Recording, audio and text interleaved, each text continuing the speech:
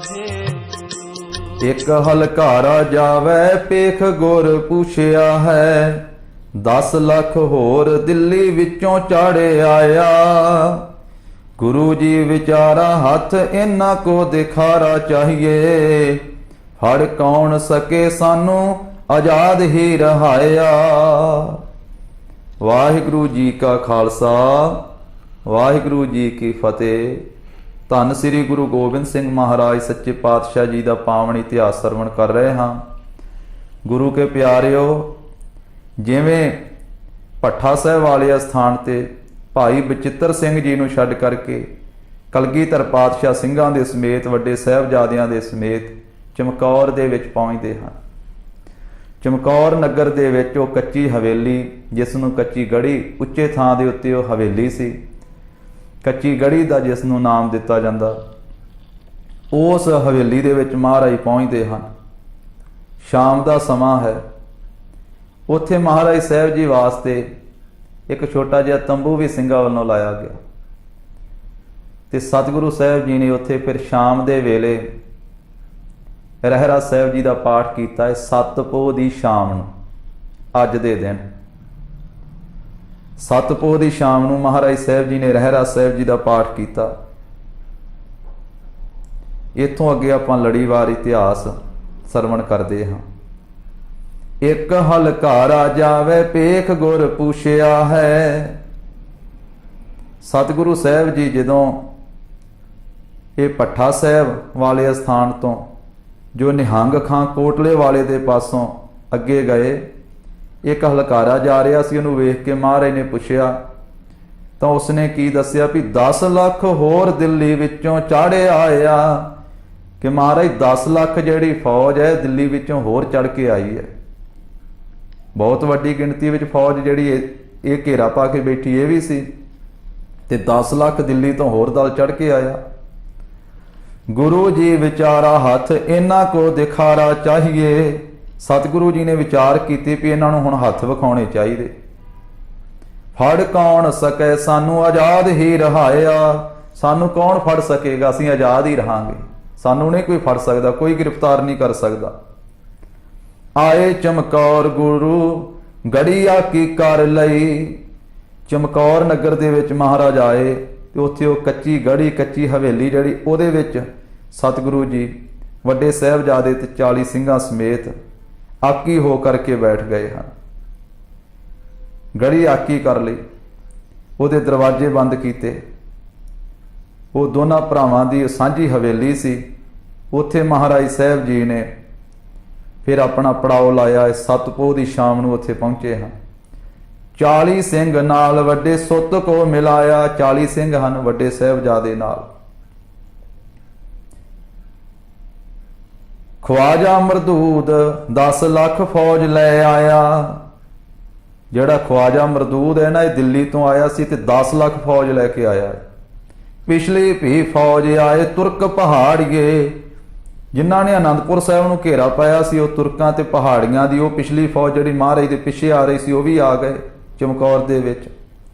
राजे राणे चढ़े सब हिंद को लगावे लाज।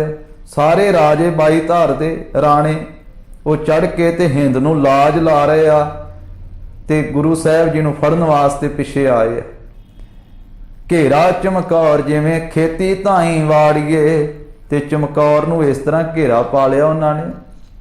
उस हवेली नूं, उस गढ़ी नूं, 4 चफेरियों पिंड नूं इंज घेरा पाया जिवें खेती दे आले दुआले वाड़ नहीं कीती हुंदी।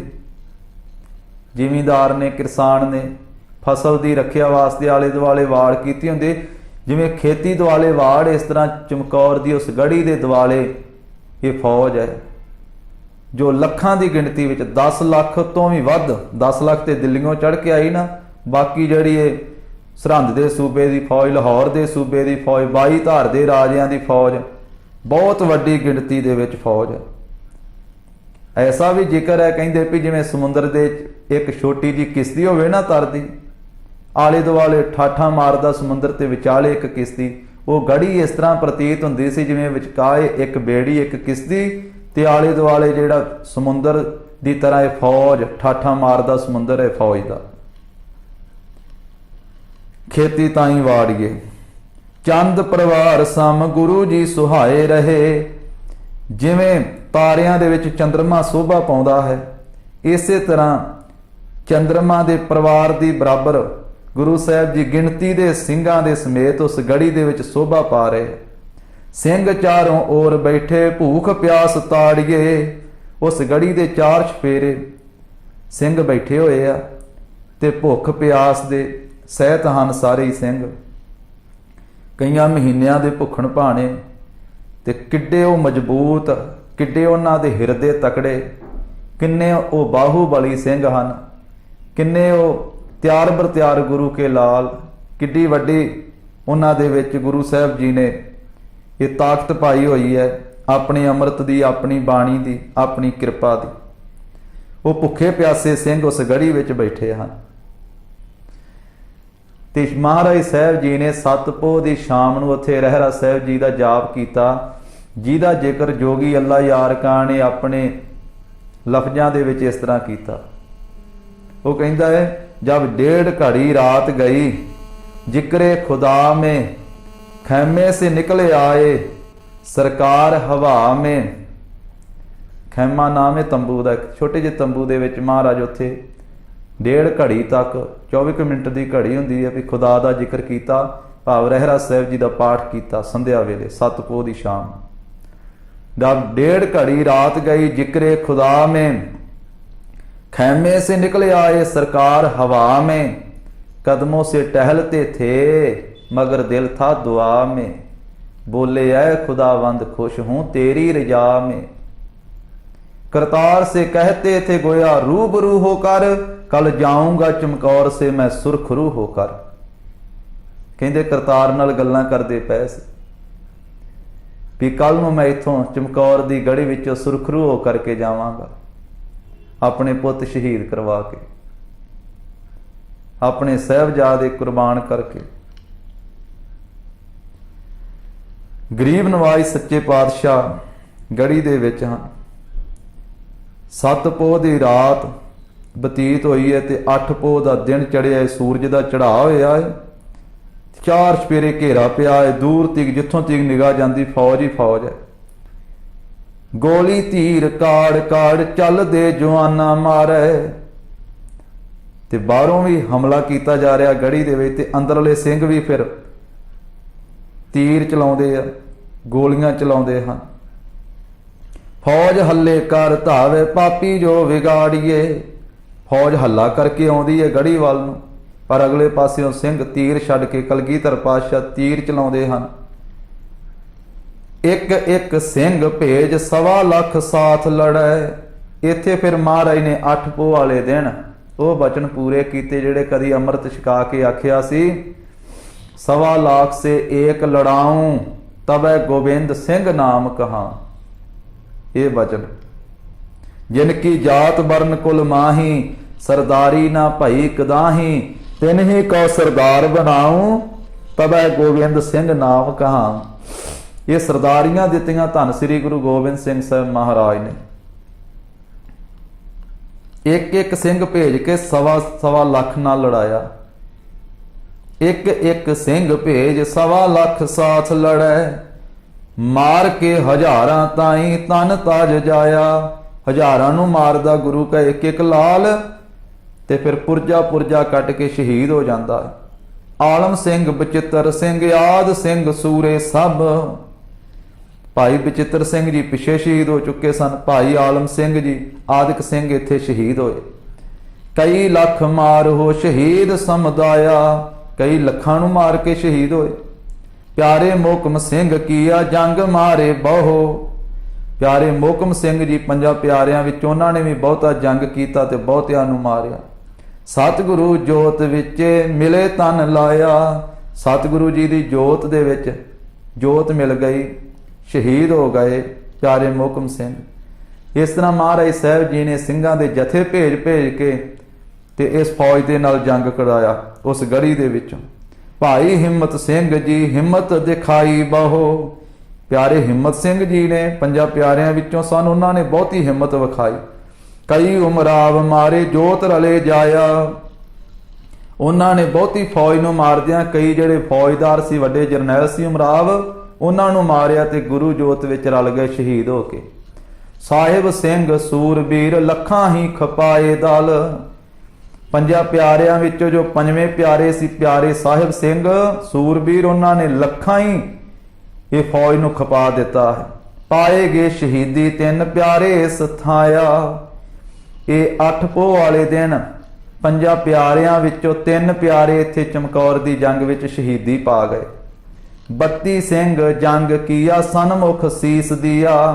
32 ਸਿੰਘਾਂ ਨੇ ਇਸ ਤਰ੍ਹਾਂ ਜੰਗ ਕੀਤਾ ਤੇ ਸਾਹਮਣੇ ਹੋ ਕਰਕੇ ਆਪਣਾ ਸੀਸ ਕੁਰਬਾਨ ਕੀਤਾ, ਸ਼ਹੀਦੀਆਂ ਪਾਈਆਂ। ਦੁਸ਼ਟ ਅਨੇਕ ਮਾਰੇ ਫਤਿਹ ਕੋ ਗਜਾਇਆ। ਅਨੇਕਾਂ ਦੁਸ਼ਟ ਮਾਰੇ ਤੇ ਫਤਿਹ ਨੂੰ ਗਜਾ ਗਏ ਗੁਰੂ ਕੇ ਲਾ।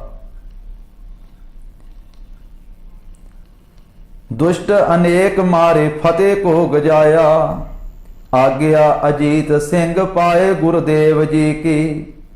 ਫਿਰ ਬਾਬਾ ਅਜੀਤ ਸਿੰਘ ਜੀ ਆਏ ਸਾਹਮਣੇ, ਉਹਨਾਂ ਨੇ ਵੀ ਗੁਰੂਦੇਵ ਜੀ ਦੀ ਆਗਿਆ ਪਾਈ ਕਿ ਸਤਿਗੁਰੂ ਜੀ, ਜਿੱਥੇ ਮੇਰੇ ਭਰਾ ਸਿੰਘ ਸ਼ਹੀਦ ਹੋ ਰਹੇ ਹਨ ਉੱਥੇ ਮੇਰੀ ਕੰਡ ਤੇ ਵੀ ਥਾਪੜਾ ਲਾਓ ਤੇ ਮੈਨੂੰ ਵੀ ਮੈਦਾਨੇ ਜੰਗ ਦੇ ਵਿੱਚ ਜੂਝਣ ਦੀ ਆਗਿਆ ਦਿਓ। ਸਤਿਗੁਰੂ ਜੀ ਨੇ ਆਪ ਪਿਆਰ ਕੀਤਾ, ਥਾਪੜਾ ਦਿੱਤਾ ਤੇ ਆਪਣੇ ਵੱਡੇ ਸਾਹਿਬਜ਼ਾਦੇ ਬਾਬਾ ਅਜੀਤ ਸਿੰਘ ਜੀ ਨੂੰ ਤੋਰਿਆ। ਕਿਸੇ ਗੁਰਮੁਖ ਨੇ ਲਿਖਿਆ ਹੈ कि बाबा जी ने आख्या, नाम का अजीत हूं जीता नहीं जाऊंगा, अगर जीता गया तो जीता वापस नहीं आऊंगा। ऐसे बाबा अजीत सिंह जी वो ਸਿੰਘਾਂ ਦੇ ਜਥੇ ਸਮੇਤ ਇਸ ਜੰਗ ਦੇ ਵਿੱਚ ਗਏ। 1.25 ਲੱਖ ਮਾਰੇ ਕੀਆ ਜੰਗ ਜੋ ਸਵਾਇਆ। ਤੇ ਉਹ ਬਚਨ ਕਲਗੀਧਰ ਪਿਤਾ ਜੀ ਦਾ ਪੂਰਾ ਕਰਦਿਆਂ ਹੋਇਆਂ 1.25 ਲੱਖ ਸੇਕ ਲੜਾਉਂ, ਉਹ ਬਚਨ ਪੂਰਾ ਕਰਦਿਆਂ ਹੋਇਆਂ ਕਈਆਂ ਨੂੰ ਮਾਰ ਕੇ ਦੋਏ ਉਮਰਾਵ ਮਾਰੇ ਜੰਗ ਸਾਰਾ ਦਿਨ ਕੀਆ। ਸਾਰਾ ਦਿਨ ਜੰਗ ਕਰਦੇ ਰਹੇ ਬਾਬਾ ਅਜੀਤ ਸਿੰਘ ਜੀ। 2 ਵੱਡੇ ਫੌਜਦਾਰ ਮਾਰੇ ਉਮਰਾਵ ਤੇ ਹੋਰ ਕਈਆਂ ਨੂੰ ਮੌਤ ਦੇ ਘਾਟ ਉਤਾਰ ਕੇ ਫਤਿਹ ਕਿਉ ਗਜਾਏ ਭੇ ਸ਼ਹੀਦ ਗੁਰ ਜਾਇਆ।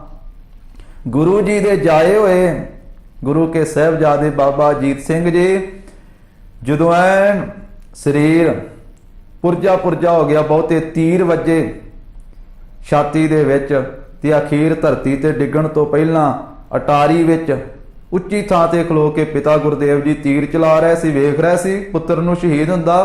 ਪਿਤਾ ਜੀ ਵੱਲੇ ਚਿਹਰਾ ਕਰਕੇ ਤੇ ਹੱਥ ਜੋੜ ਕੇ ਫਤਿਹ ਗਜਾਈ, ਆਖਿਆ ਵਾਹਿਗੁਰੂ ਜੀ ਕਾ ਖਾਲਸਾ ਵਾਹਿਗੁਰੂ ਜੀ ਕੀ ਫਤਿਹ। ਪੁੱਤਰ ਸ਼ਹੀਦ ਹੋ ਗਿਆ ਏ ਤੇ ਕਲਗੀਧਰ ਪਾਤਸ਼ਾਹ ਮੁਖ ਤੋਂ ਕਹਿ ਰਹੇ ਆ ਵੀ ਜਿਸ ਕੀ ਬਸਤ ਤੇ ਸਿਆਗੈ ਰਾਖੈ, ਪ੍ਰਭ ਕੀ ਆਗਿਆ ਮਾਨੈ ਮਾਥੈ। ਤੇ ਖੁਸ਼ੀਆਂ ਦੇ ਜਕਾਰੇ ਬੁਲਾ ਰਹੇ ਹਨ। ਵਾਹਿਗੁਰੂ ਦੇ ਭਾਣੇ ਨੂੰ ਪ੍ਰਸੰਨ ਚਿੱਤ ਤੇਰਾ ਕੀਆ ਮੀਠਾ ਲਾਗੈ, ਹਰ ਨਾਮ ਪਦਾਰਥ ਨਾਨਕ ਮੰਗੈ ਦੀ ਅਵਸਥਾ ਦੇ ਵਿੱਚ ਜਕਾਰੇ ਬੁਲਾ ਰਹੇ ਹਨ। ਸ੍ਰੀ ਜੁਝਾਰ ਸਿੰਘ ਜੀ 11 ਸਾਲ ਦੀ ਉਮਰ ਜਿਸ, ਪਿਤਾ ਪਾਸੋਂ ਆਗਿਆ ਸੇ ਜੰਗ ਘੋਰ ਚਾਵਦੇ। ਫਿਰ ਦੂਸਰਾ ਸਾਹਿਬਜ਼ਾਦਾ ਬਾਬਾ ਜੁਝਾਰ ਸਿੰਘ ਜੀ ਆਏ। ਤੋ ਇੱਥੇ ਮਹਾਂਪੁਰਖਾਂ ਨੇ ਸ੍ਰੀਮਾਨ ਸੰਤ ਗਿਆਨੀ ਗੁਰਬਚਨ ਸਿੰਘ ਜੀ ਖਾਲਸਾ ਪਿੰਡਰਾਂ ਵਾਲੇ ਮਹਾਂਪੁਰਖਾਂ ਨੇ 11 ਸਾਲ ਦੀ ਉਮਰ ਦੱਸੀ ਹੈ ਬਾਬਾ ਜੀ ਦੀ। ਉਂਝ ਕਈਆਂ ਇਤਿਹਾਸਕਾਰਾਂ ਨੇ 14 ਸਾਲ ਦੀ ਉਮਰ ਦੱਸੀ ਹੈ ਕਿ ਬਾਬਾ ਜੀ ਦੀ 14 ਸਾਲ ਦੀ ਉਮਰ ਸੀ। ਇਹ ਵੱਖ-ਵੱਖ ਵੇਰਵਾ ਹੈ ਬਾਬਾ ਜੁਝਾਰ ਸਿੰਘ ਜੀ ਦੀ ਸਰੀਰ ਕਾਰਬਲਾ ਦਾ।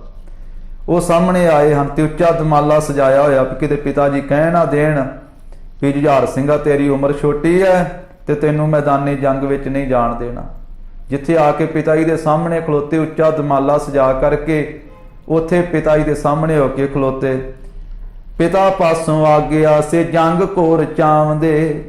ਤੇ ਪਿਤਾ ਜੀ ਦੇ ਪਾਸੋਂ ਬੇਨਤੀ ਕਰਕੇ ਕਹਿੰਦੇ ਵੀ ਜਿਵੇਂ ਬਾਕੀ ਸਿੰਘ ਸ਼ਹੀਦ ਹੋ ਰਹੇ ਆ, ਵੱਡਾ ਵੀਰ ਅਜੀਤ ਸਿੰਘ ਸ਼ਹੀਦ ਹੋ ਗਿਆ, ਪਿਤਾ ਜੀ ਮੈਨੂੰ ਵੀ ਆਗਿਆ ਦਿਓ ਤੇ ਮੈਂ ਵੀ ਮੈਦਾਨੇ ਜੰਗ ਵਿੱਚ ਜਾਵਾਂ। ਤੇ ਕਲਗੀਧਰ ਪਾਤਸ਼ਾਹ ਜੀ ਨੇ ਥਾਪੜਾ ਦਿੱਤਾ ਹੈ, ਆਪਣੇ ਕਮਰ ਕੱਸੇ ਦਾ ਸ਼ਸਤਰ ਦਿੱਤਾ ਹੈ ਆਪਣੇ ਸਾਹਿਬਜ਼ਾਦੇ ਬਾਬਾ ਜੁਝਾਰ ਸਿੰਘ ਨੂੰ। ਸਿੰਘਾਂ ਦੇ ਜਥੇ ਨਾਲ ਇਸ ਜੰਗ ਦੇ ਵਿੱਚ ਤੋਰਿਆ। ਬਾਬਾ ਜੁਝਾਰ ਸਿੰਘ ਜੀ ਫਿਰ ਐਸੀ ਲੜਾਈ ਲੜੀ, ਮੁਗਲ ਪਠਾਨ ਸਾਰੇ ਤੁਰਕਾਂ ਦੇ ਦਲ ਹਾਰੇ। ਮੁਗਲ ਤੇ ਪਠਾਨ ਤੁਰਕਾਂ ਦੇ ਦਲ ਸਭ ਹਾਰ ਗਏ। ਮੁੱਖ ਵਿੱਚ ਘਾਸ ਲੈ ਕੇ ਯਾ ਅੱਲਾ ਗਾਵਦੇ। ਉਹ ਕਹਿੰਦੇ ਆ ਛੋਟਾ ਜਿਹਾ ਗੁਰੂ ਗੋਬਿੰਦ ਸਿੰਘ ਦਾ ਸਾਹਿਬਜ਼ਾਦਾ ਇੰਨੀ ਤੇਜ਼ ਤਲਵਾਰ ਚਲਾਉਂਦਾ ਹੈ। ਇਹ ਗੁਰੂ ਕਾ ਸਾਹਿਬਜ਼ਾਦਾ ਤਲਵਾਰ ਕੀ ਸਾਡੇ ਤੇ ਚਲਾਉਂਦਾ ਹੈ? ਇਹ ਤਾਂ ਖੁਦਾ ਦੀ ਕਰੋਪੀ ਹੋ ਗਈ ਹੈ ਸਾਡੇ ਤੇ। ਯਾ ਅੱਲਾ ਕਹਿੰਦੇ ਹਨ। ਕਈ ਉਮਰਾਵ ਮਾਰੇ ਹੌਸਲਾ ਉਚੇਰਾ ਧਾਰੇ। ਵੱਡਾ ਉੱਚਾ ਹੌਸਲਾ ਰੱਖ ਕੇ ਕੁੱਦ ਕੇ ਪੈਂਦੇ ਆ, ਚੁੰਗੀਆਂ ਮਾਰ ਕੇ ਆਊ ਲਾਈ ਜਾਂਦੇ ਬਾਬਾ ਜੁਝਾਰ ਸਿੰਘ ਜੀ। ਤੇ ਆਖਰਕਾਰ ਕਿੰਨਾ ਕੁ ਚਿਰ ਲੜ ਸਕਦੇ ਸਨ। ਲੜਦਿਆਂ ਤੇ ਫਿਰ ਬਾਬਾ ਜੀ ਨੇ ਚਾਰ ਚਪੇਰਿਓਂ ਘੇਰਾ ਪੈ ਜਾਣਾ, ਬਹੁਤੇ ਸ਼ਸਤਰ ਵੱਜਣੇ ਤੇ ਛਾਤੀ ਦੇ ਵਿੱਚ ਸ਼ਸਤਰ ਖਾ ਕੇ, ਸ਼ਸਤਰਾਂ ਦੇ ਵਾਰ ਖਾ ਕੇ ਹੋ ਗਏ ਸ਼ਹੀਦ ਗੁਰ ਫਤਿਹ ਕੋ ਬੁਲਾਉਂਦੇ।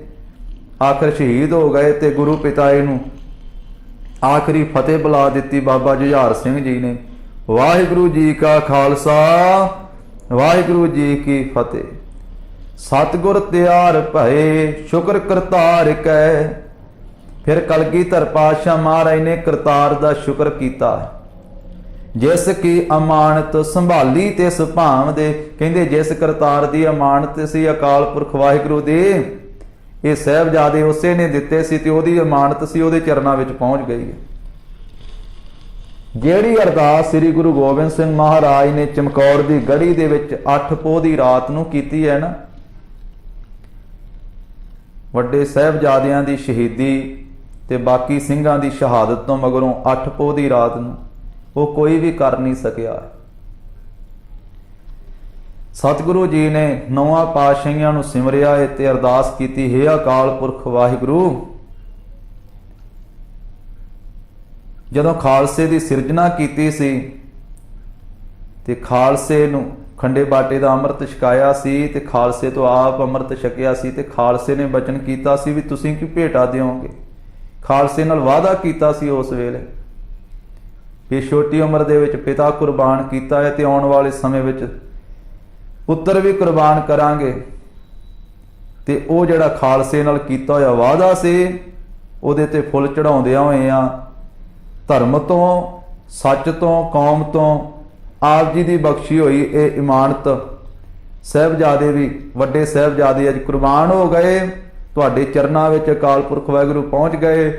ਤੇ ਅੱਜ ਤੋਂ 5 ਦਿਨਾਂ ਬਾਅਦ ਛੋਟੇ ਲਾਲ ਵੀ ਤੇ ਮਾਤਾ ਜੀ ਵੀ ਆਪ ਜੀ ਦੇ ਚਰਨਾਂ ਵਿੱਚ ਪਹੁੰਚ ਜਾਣਗੇ।